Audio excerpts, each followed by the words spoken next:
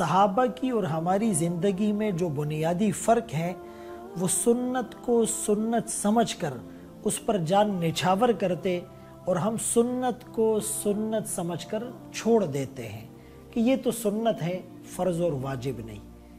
اس سنت کی اہمیت کا اندازہ اس بات سے لگایا جائے کہ اگر کسی علاقے میں 2 اسکول ہو، ایک گورنمنٹ ایک پرائیویٹ، ان دونوں کا یونیفارم الگ ہوتا ہے، ان کا ڈریس الگ ہوتا ہے، ان کا لیبل اور مونوگرام الگ ہوتا ہے۔ ایک اسکول کا بچہ دوسرے اسکول کا یونیفارم پہن کر اگر اپنے اسکول جائے گا تو اس کو گیٹ پر روک لیا جائے گا، اور روکنے والا پرنسپل نہیں ہوگا، ہیڈ ماسٹر نہیں ہوگا، اس کا ٹیچر نہیں ہوگا، وہ چوکیدار ہوگا کہ تم اس یونیفارم میں آ رہے ہو، یہ ہمارا نہیں، شرٹ ہماری نہیں، پینٹ ہماری نہیں، کوٹ اور ٹائی ہماری نہیں، لیبل مونوگرام اور سٹگما ہمارا نہیں، اس کو الاؤ نہیں کیا جائے گا۔ خدا نخواستہ کل قیامت کے دن اگر ہمیں بھی فرشتے روک لے کہ بھائی تمہارے چہرے پر سنت نہیں، یہ لباس نبی کا نہیں، یہ صورت سیرت کردار گفتار عادات اطوار تہذیب تمدن عبادات کچھ بھی نبی کا نہیں، اس پر مہر اور لیبل لگا ہوا نہیں۔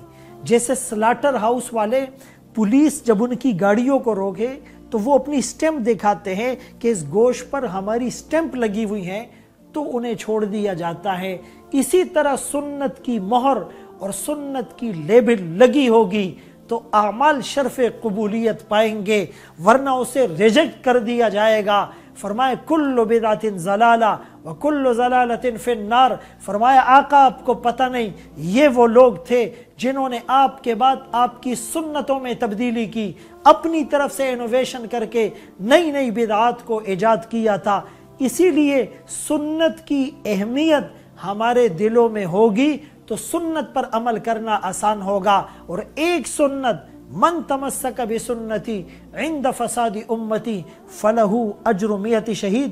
آپ امیجن تو کریں 100 شہیدوں کا ثواب وہ انکاؤنٹیبل ہوا کرتا ہے۔ ایک سنت پر مضبوطی سے عمل کر لینا، خصوصاً اس پرفتن اور پر اشوب دور میں، آپ کو اتنی اچھی نیکیاں، اتنا ہائیسٹ ایوارڈ یہ ایک سنت دلا سکتی ہے۔ اسی لیے سنت کی اہمیت کو اپنے دلوں میں اجاگر کیجئے، سنت پر عمل کر کے رسول اللہ صلی اللہ علیہ وسلم کا محبوب بن جائیں، نقش قدم نبی کے جنت کے راستے اللہ سے ملاتے ہیں، سنت کے راستے۔